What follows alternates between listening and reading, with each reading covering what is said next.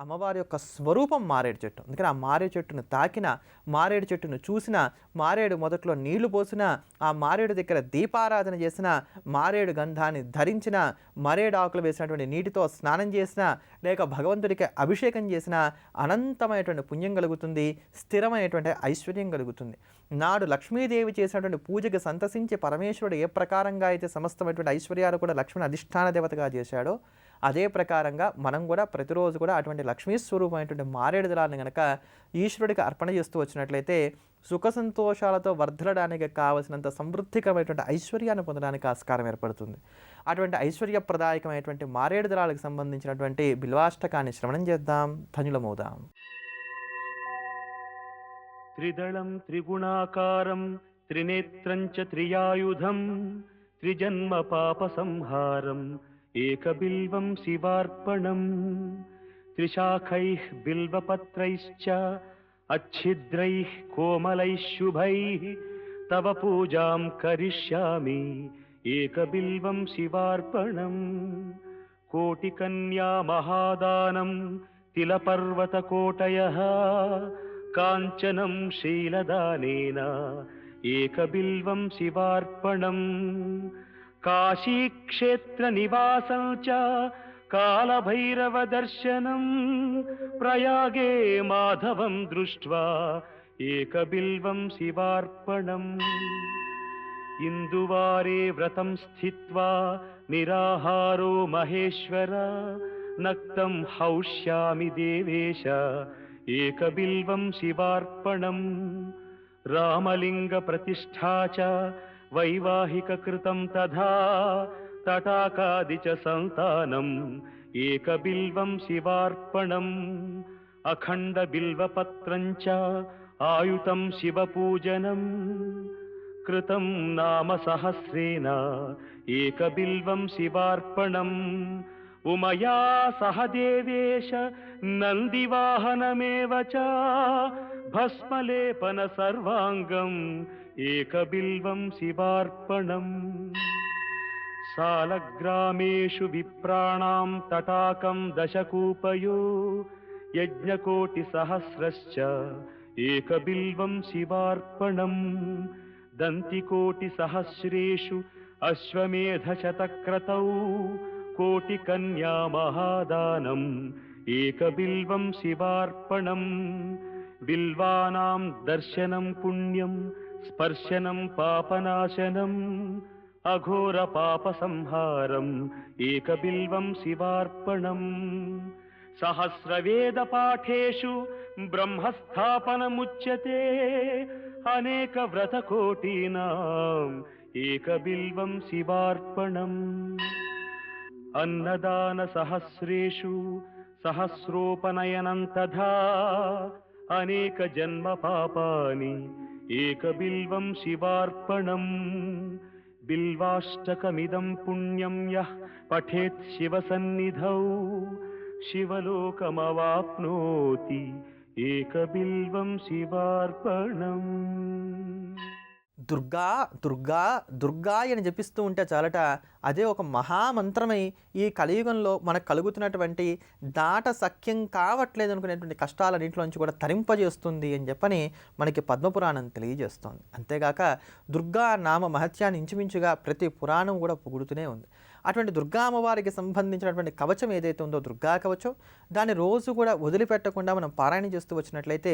విభిన్నమైనటువంటి వ్యాధుల్లో నుంచి మనం బయటపడడానికి కానీ ఆస్కారం ఏర్పడుతుంది. కంటికి, పంటికి, ముక్కుకు, తలకు, చేతులకు, పాదాలకు ఇలా శరీరంలో ఉండేటువంటి విభిన్నమైనటువంటి అవయవాల్లో ఉత్పన్నమయ్యేటువంటి అనారోగ్యాలు ఏవైతే ఉన్నాయో వీటన్నిటిని కూడా ప్రాళద్రోలి ఆరోగ్యాన్ని సంపూర్ణంగా మనం సమకూర్చుకునడానికి గాను ఉపయోగపడేటువంటి కొన్ని విశేషమైనటువంటి నామాలు ఈ దుర్గా కవచంలో ఉన్నాయి. అందుకని ఈ దుర్గా కవచాన్ని కనుక నిత్యం పారాయణ చేస్తూ వచ్చినట్లయితే కనుక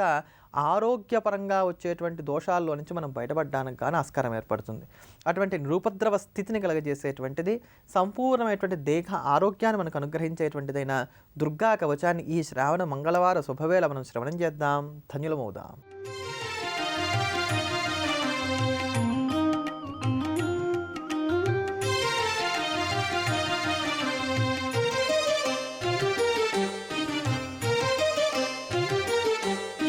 శృణుదే प्रवक्ष्यामि कवचं सर्वसिद्धिदं पठित्वा पाठयित्वा च नरो मुच्येत सङ्कटात् शृणु देवी प्रवक्ष्यामि कवचं सर्वसिद्धिदं पठित्वा पाठयित्वा च नरो मुच्येत सङ्कटात्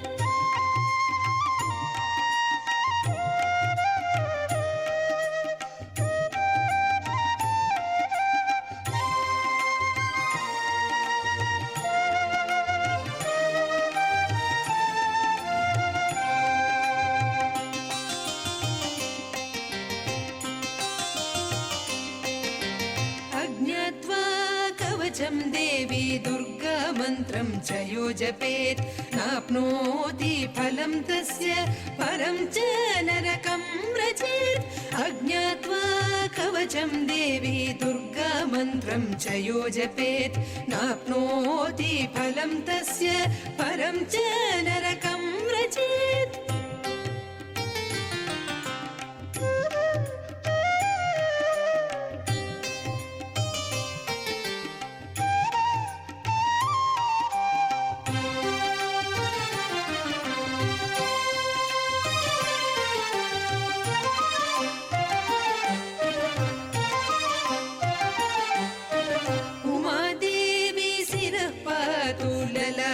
शूलधारिणी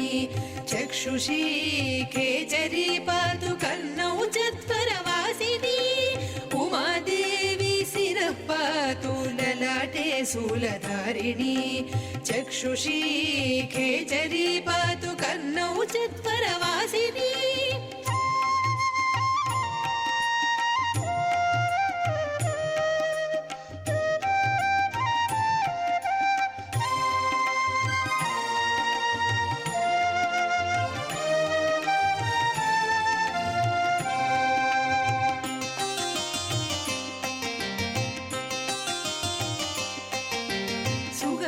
सुगन्धानासिके पातु वदनं सत्त्वधारिणी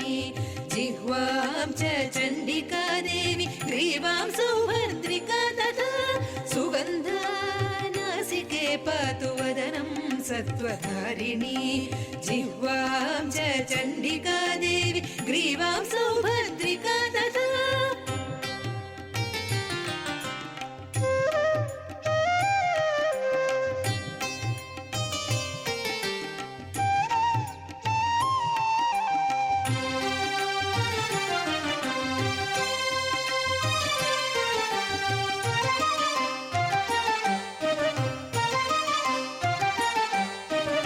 अशोकवासिनी चेतो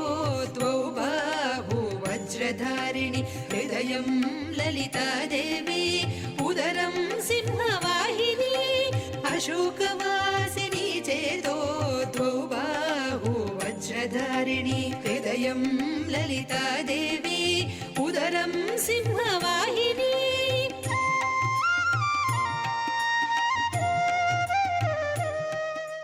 శ్రావణ మాసాన్ని పురస్కరించుకొని మనం లక్ష్మీ అష్టోత్తర శతనామ స్తోత్రంలో ఏ ఏ నామాలను మనం పారాయణ చేసినట్లయితే ఎటువంటి ఫలితాలు కలుగుతాయో మనం ప్రతిరోజు తెలుసుకుంటాం కదా. ఆ క్రమంలో నేటి రోజున ఎక్కడ అపమృత్యు భయ దోషాలు ఏవి కూడా మనకు కలగకుండా ఉండటానికి ఎవరైతే ఔషధ సేవనం చేస్తున్నారో అంటే విభిన్నమైనటువంటి వ్యాధుల కారణం చేత ఏవైనా సరే మెడిసిన్స్ తీసుకోవాల్సి వస్తుంది అనుకుంటున్నారో అటువంటి మెడిసిన్స్ అన్నీ కూడా చక్కగా పని చేయడానికి, ఔషధాలన్నీ కూడా శక్తివంతంగా ఉండటానికి, మన వ్యాధులన్నీ కూడా త్వరగా నిదానించడానికి ఉపకరించేటువంటి భవ్యమైనటువంటి నామాన్ని గురించి తెలుసుకుందాం.